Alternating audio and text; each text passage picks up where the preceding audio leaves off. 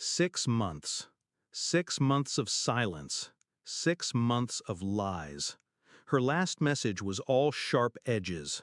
They don't even ask about you anymore. They want to change their last name.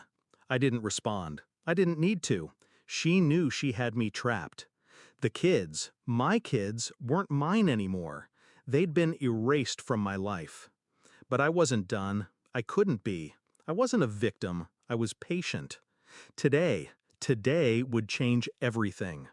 The courtroom was cold, a place of judgment, and for once it felt like it wasn't me who was being judged. She sat on the other side, stone-faced, like a stone I was about to crush. The judge spoke, but I wasn't listening, not to him. I was waiting for the moment where everything she built, everything she destroyed, would crumble in front of her. Then my son stood up, a small figure in a sea of suits. His eyes met mine, and for the first time in 6 months, I felt something shift in my chest. He held his phone, trembling slightly. "Your Honor, I'd like to play a video from Mom's phone."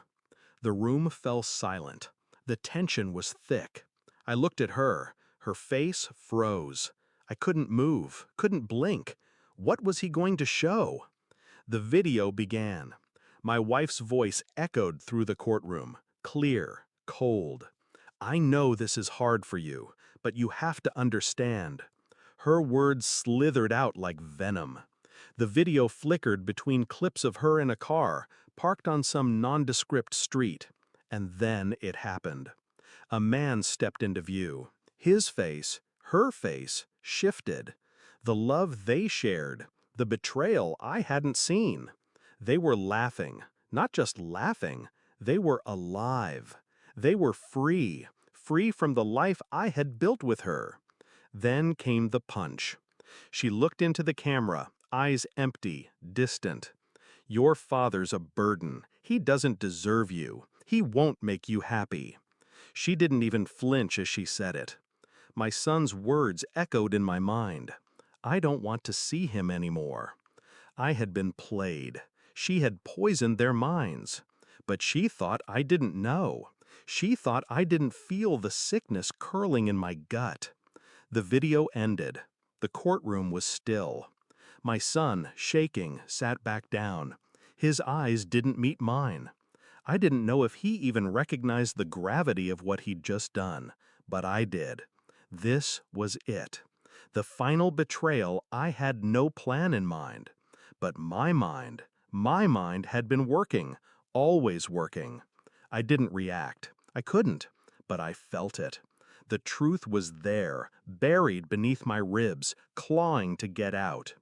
The judge turned to my wife. She was already speaking, her hands trembling, defending herself.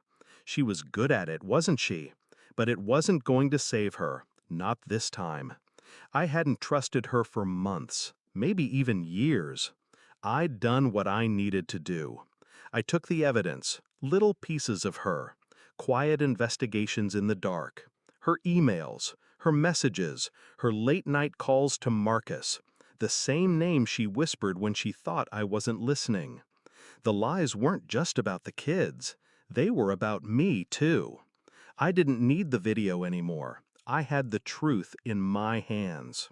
And so did she. Her phone, sitting untouched on the table, was the key, the truth, the final truth. I reached for it. Her hand shot out. Too late. I was already swiping through her messages. One by one they appeared. "I can't take this anymore. I need him gone. He doesn't know what's best for the kids." Then another. "When he's gone, we'll be free." The lies unraveled in front of her. She knew I saw everything. But she didn't speak. She couldn't. She was broken. More than broken. She was exposed. The judge, oblivious to the undercurrent of rage building inside me, called for a break. But I didn't need a break. I was done. I turned to my wife. "Why?" I asked, my voice low, controlled. She didn't answer. She couldn't. Her eyes were wide, panicked. She was grasping for the words that no longer existed. I handed her the phone. The evidence was hers now. I left the courtroom first. No anger, no rush. I walked out like I was already finished with her. I could feel her presence behind me.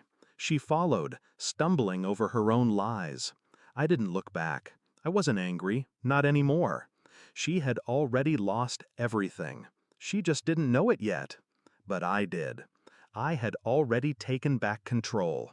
She was powerless. She had exposed herself. There was no going back for her. Not now. I sat in the car, silent. The drive home was long, endless, but I didn't care anymore. The final piece was in place. The truth was out. Her truth, not mine. I would never return to her. I would never apologize for protecting myself. I'd severed the last tie that bound me to her. The silence was the loudest thing I'd ever known. And when I spoke again, it was just to myself. I'm free. And for the first time in a long time, I meant it.